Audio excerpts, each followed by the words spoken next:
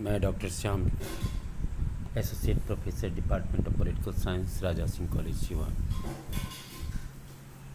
BA honours part 1 के छात्रों के लिए एक व्याख्यान प्रस्तुत कर रहा हूँ। इस व्याख्यान का शीर्षक है विकास संबंधी प्रतिमान के आधार एवं जन सहभागिता। जैसा कि हम सभी जानते हैं, ये विकास की जो अवधारणा है, ये खास करके द्वितीय विश्व युद्ध के बाद जो यूरोपीय देशों के गुलाम देश जो थे, वो सब बहुत बड़ी संख्या में अपनी गुलामी से मुक्त हुए और ऐसे स्वतंत्र और नवोदित देश, नवोदित राष्ट्र जो वर्षों की गुलामी के बाद आज़ाद हुए थे, इन देशों की जो आर्थिक और सामाजिक स्थिति थी वह बहुत ही निम्न थी और इन देशों में जो विकास की समस्या थी, विकास की चुनौती थी, इन सब का अध्ययन करने के लिए, इन सब की स्थिति को समझने के लिए खास करके ये विकास की अवधारणा की शुरुआत हुई। तो इसके जो कई मॉडल, जैसे उदारवादी जो मॉडल यूज़ किए गए, और इस उदारवादी मॉडल जो यूज़ किए गए, तो इसमें इन प्रतिमानों के आधार पर विकास तो हुआ, लेकिन आर्थिक विकास के लिए उसमें जो सामाजिक और पर्यावरण का ख्याल रखा जाना चाहिए था, उन सब का ख्याल नहीं रखा गया। तो विकास संबंधी जो सर्वमान्य इसलिए इसमें कई तरह की समस्याएं उत्पन्न हुई।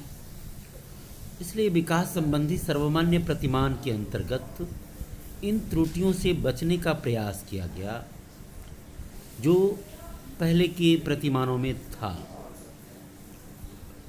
विकास संबंधी जो दूसरे प्रतिमान अपनाए गए, खास करके उदारवादी जनतांत्रिक प्रतिमान जो अपनाए गए, उसमें विकास का वास्तविक लाभ आम लोगों को प्राप्त नहीं हुआ, वरन ये उद्योगपतियों के लाभ तक सीमित रहा। दूसरे इस प्रकार के विकास की बड़ी कीमत गरीब जनता को चुकानी पड़ी। पर्यावरण पर भी बहुत बुरा असर पड़ा।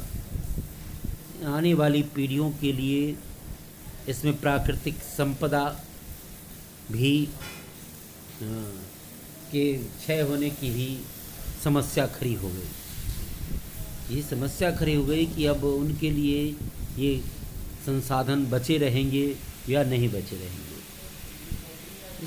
इसके अंतर्गत जो ध्यान था, फोकस था, वो सिर्फ आर्थिक विकास पर केंद्रित था। विकास के जो अन्य क्षेत्र हैं, सामाजिक, सांस्कृतिक, राजनीतिक, अधिकार से संबंधित मान्यताओं, इन सब की पूर्ण उपेक्षा की गई। इसका वास्तविक लाभ आम जनता को प्राप्त नहीं हो पाया। आम जनता जो है वो गरीब और गरीब होते चले गए, धनी और धनी बनते चले गए। विकास की जो परियोजनाएं लागू हुई, उसका सबसे ज़्यादा बुरा असर गरीब लोगों पर पड़ा। तात्कालिक रूप में इसका परिणाम उनके लिए अत्यधिक दुखदायी रहा। इस प्रकार की परियोजनाओं का चुनाव राजनेताओं एवं लोक सेवकों को द्वारा किया गया। आम जनता की सहभागिता इसमें नहीं हुई। इसलिए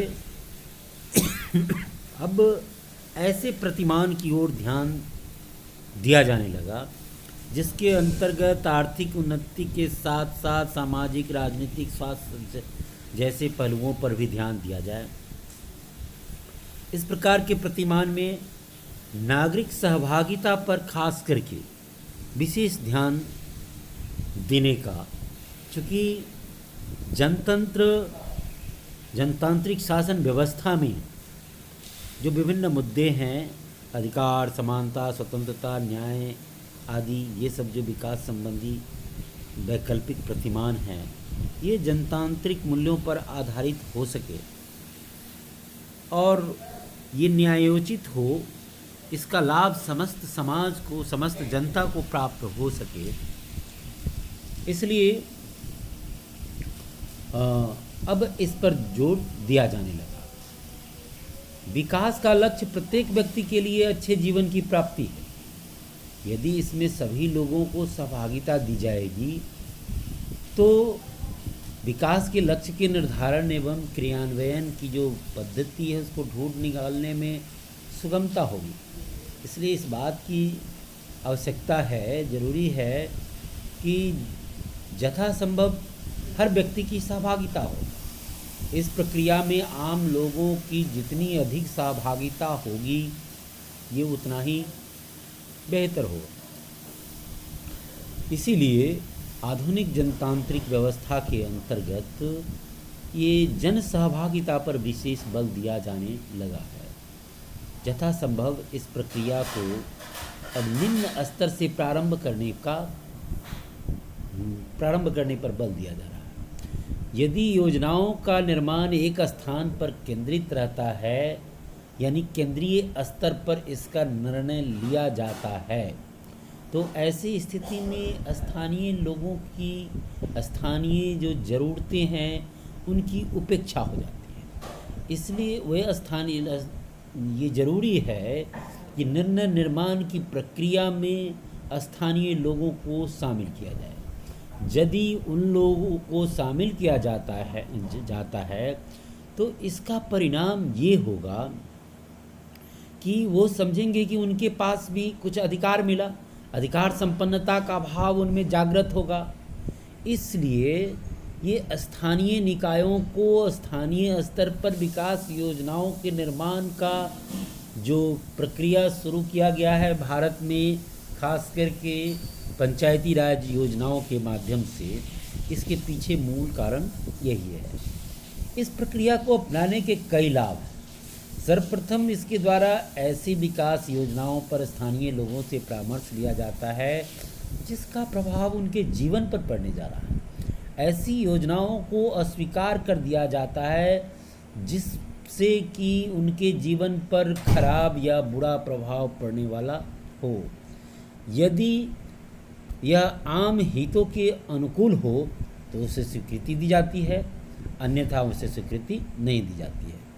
दूसरे, निर्णय निर्माण एवं नीतियों के क्रियान्वयन में आम लोगों की सहभागिता होती है, तो इसमें आम लोगों के अनुभवों का भी लाभ मिल पाता है। इस तरह से, क्योंकि वो जानते हैं कि उनकी समस्याएं क्या है, उनके लिए कौन सा काम किस तरह से किया जाएगा जो कम से कम संसाधन खर्च करके ज़्यादा से ज़्यादा बेहतर परिणाम प्राप्त किया जा सके। वो गांव में बैठे लोग ये भली भांति जानते हैं कि उनके विद्यालय का निर्माण कहाँ किया जाना चाहिए, उनके विद्यालय का निर्माण कहाँ किया जाना चाहिए। सड़क का निर्माण किया जाना है तो उसके लिए कौन सी जगह ज़्यादा, कौन सा रास्ता ज़्यादा अच्छा होगा, ये सब वो अच्छी तरह से जानते हैं।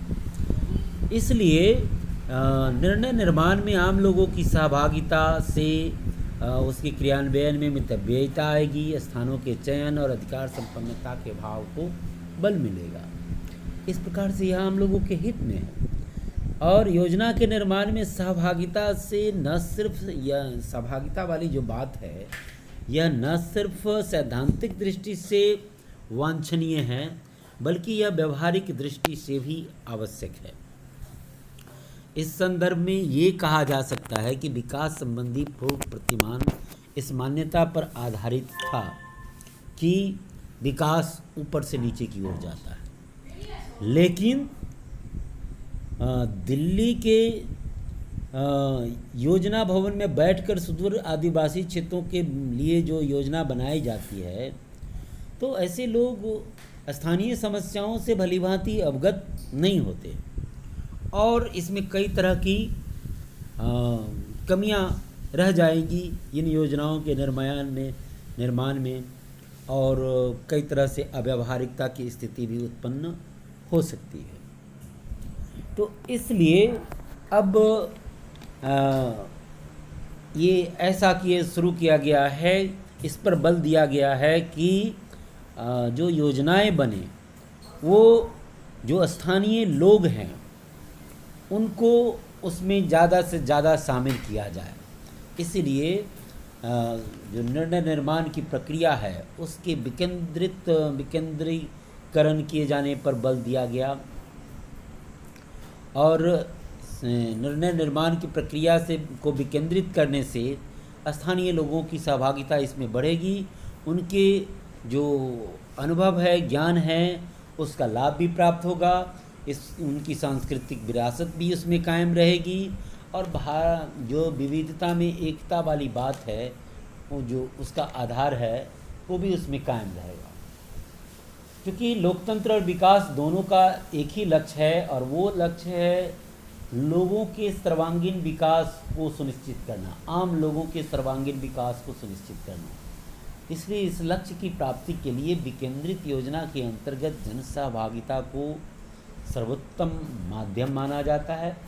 इस प्रतिमान पर अब विशेष बल दिया जा रहा है कि इस तरह का विकास की योजनाएं चलाई जाए जिसमें स्थानीय लोगों को सहभागिता उसमें ज़्यादा से ज़्यादा हो। ये जनहित में है और ये जन आकांक्षाओं को पूरा करने में बहुत हद तक सहायक है। तो इस प्रकार से ये विकास संबंधी जो नवीन प्रतिमान है या इससे सर्वमान्य प्रतिमान है, ये जन सहभागिता पर अधिक बल देता है, और इसलिए ये प्रतिमान जो है जनतंत्र के अनुकूल है। और इस प्रतिमान के अंतर्गत इस बात का भी ख्याल रखा जाना है कि स्थानीय संस्कृति, पर्यावरण, सामाजिक लक्ष्य जो है, इन सबों का ख्याल रखा जाना है। इसलिए ये जो सब प्रतिमान है इसे बेहतर प्रतिमान कहा जा सकता है, और इसे सर्वमान्य प्रतिमान के रूप में भी कहा जा सकता है। आज के इस व्याख्यान में इतना ही। धन्यवाद।